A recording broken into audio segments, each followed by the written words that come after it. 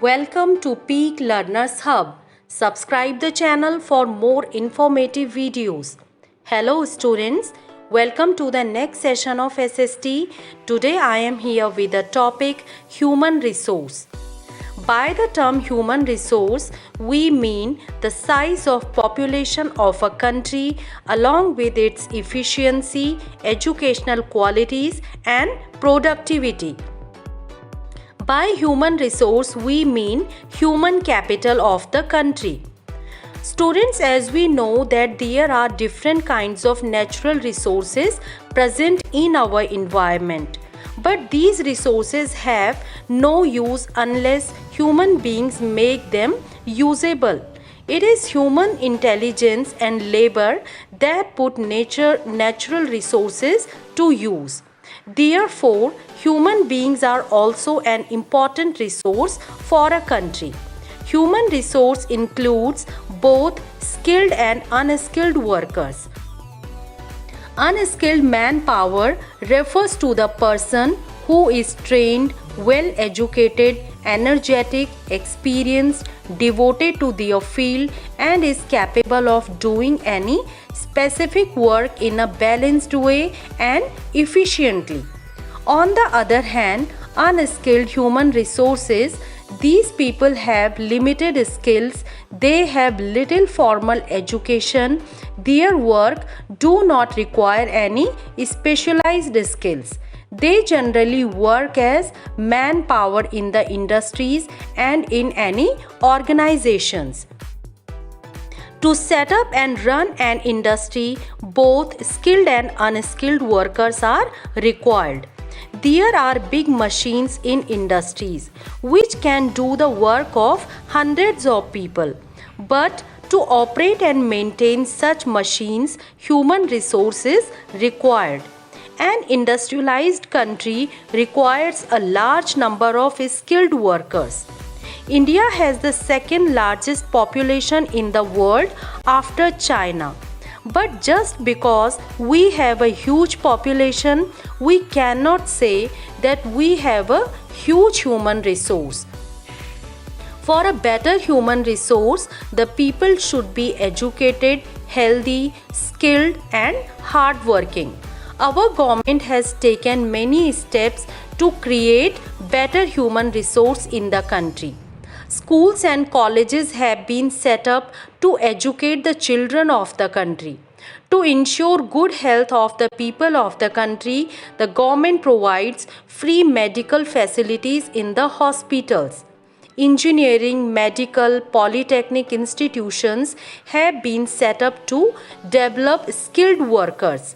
Rapidly growing population raises a barrier in the progress of our country. Due to rapid population growth, India is facing many problems like shortage of food, water, housing, hospitals, schools and employment. The population of our country is also not evenly distributed. Some of the states which are thickly populated are Uttar Pradesh, Bihar, West Bengal, Maharashtra and Andhra Pradesh. On the other hand, there are some states which are sparsely populated, like desert in Rajasthan, the hilly areas in the northern and the northeastern states, and parts of the Deccan Plateau. About 70% of the total population of our country lives in the villages. A large part of this population does not have their own land.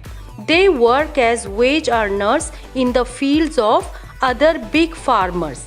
The people of the villages, they are illiterate. The term illiterate means a person aged 7 and above who cannot read or write with understanding in any language is considered illiterate.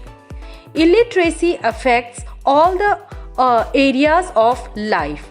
Those with low literacy skills are far more likely to live in poverty and they also face different kinds of health problems.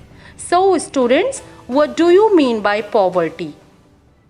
Poverty is a state or condition in which a person or community lacks the financial resources and essentials for a minimum standard of living. Poverty means that the income level from employment is so low that basic human needs can't be met. So the people in the village, they do not get work throughout the year. Therefore, large population of villages goes to the cities in search of work. In cities, they have to live in slums. The cities are also becoming overcrowded. This creates many problems in cities because there is also shortage of housing, water, and other different kinds of civic amenities. Our government is making efforts to check the rapid growth of population by educating people and convincing them of the advantages of a small family. Besides this, our government is also creating job opportunities in the villages to reduce the rate of migration from the villages. So students, in this session I discussed with you what are the human resource, types of human resource, importance of human resource for the country. Hope you enjoyed the session. Thanks for watching the video. Goodbye.